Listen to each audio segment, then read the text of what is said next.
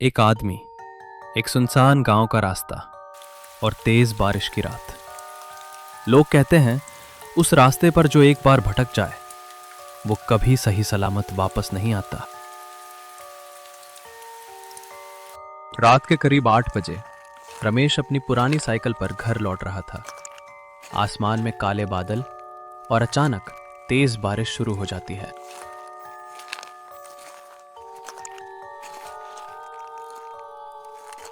लगता है आज जल्दी घर पहुंचना मुश्किल है। मुख्य सड़क पर पानी इतना भर चुका था कि साइकिल चलाना मुश्किल हो गया। हर तरफ कीचड़, पहियों में फंसता हुआ रमेश हल्का सा घबराया, लेकिन घर पहुंचना जरूरी था। उसने धीरे से हैंडल मोड़ा और कच्चे गांव के रास्ते पर निकल गया। अब रास्ता और भी सुनसान था। चारों तरफ सिर्फ खेत, कोई घर नहीं, कोई रोशनी नहीं, बस दूर कहीं बिजली चमकती। उसका दिल थोड़ा तेज धड़कने लगा।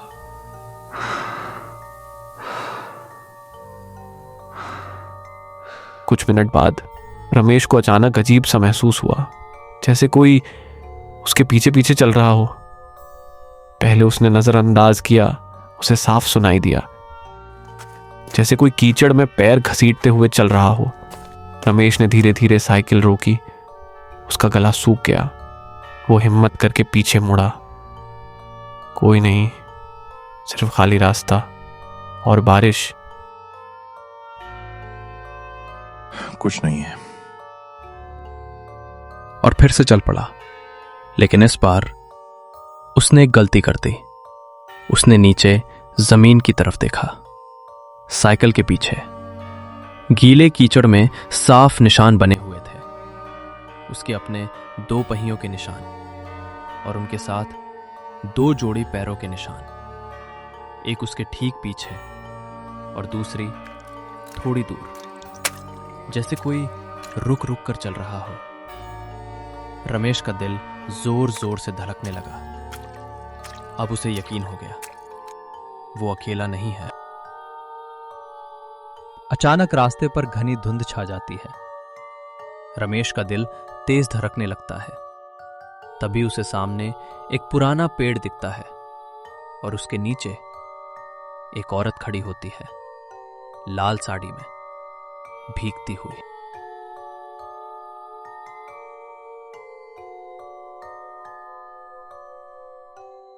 मुझे आगे तक छोड़ दोगे?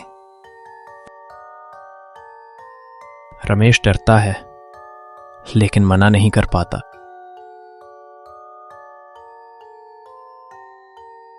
बैठ जाओ।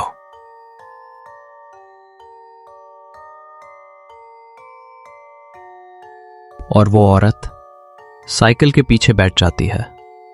रमेश साइकिल चलाता है, लेकिन उसे महसूस होता है कि साइकिल बहुत भारी हो गई है, जैसे कोई बहुत ज्यादा वजन बैठा हो।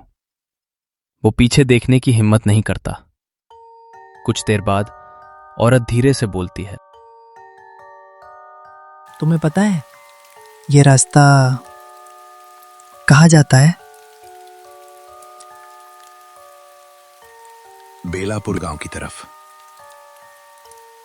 वैसे आपको कहां तक जाना है?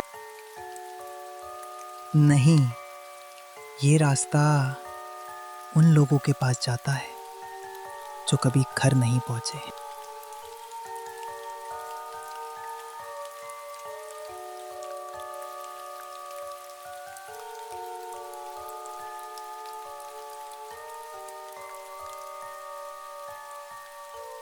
रमेश डर कर पीछे देखता है। औरत का चेहरा पूरी तरह जला हुआ, उसकी आंखें काली और उसके पैर उल्टे होते हैं।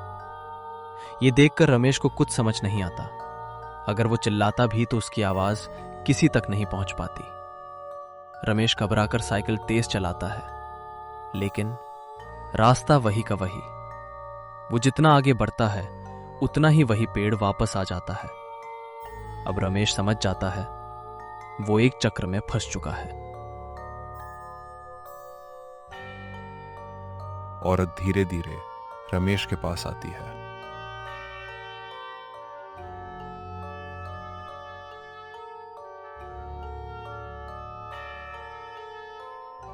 तुम भी यहीं रह जाओगे।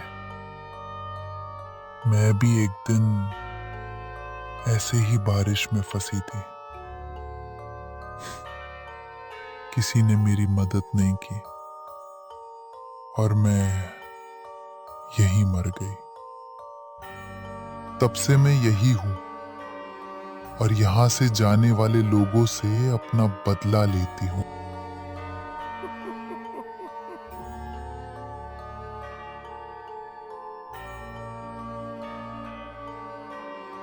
रमेश कुछ समझ नहीं पा रहा था कि उसे क्या करना चाहिए। उसने सोचा, अब यहां से बच के निकलना संभव नहीं। अचानक रमेश को उसकी दादी की बात याद आती है। उसकी दादी ने कहा था,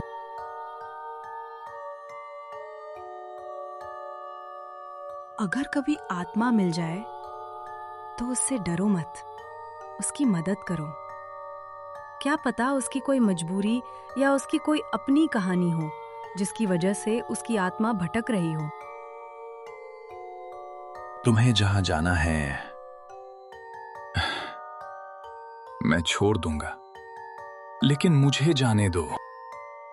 अचानक बारिश रुक जाती है, धुंध हट जाती है और वो औरत गायब हो जाती है।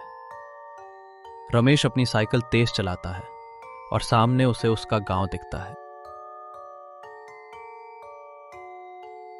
रमेश इसी हालत में अपने घर पहुंचता है और पूरी रात ये सोचता है कि ये आज उसके साथ क्या हुआ।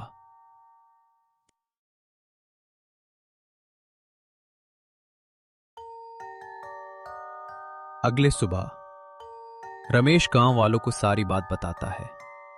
गांव वाले ये सुनकर चौंक जाते हैं। तभी एक बूढ़ा आदमी उसे बताता है, बेटा, आज से करीब 30 साल पहले बारिश की रात थी जिसमें एक औरत रास्ता भटक गई थी और उसे किसी की मदद नहीं मिली और वो वहीं मर गई थी। तब से उसकी आत्मा वहीं रह गई और ऐसी बारिश की रात में जो रास्ता भटक जाते हैं उसे वो दिखाई देती है और अपनी कहानी बताती है, और जो उसे मदद करने की बात करता है उसे सही सलामत छोड़ देती है।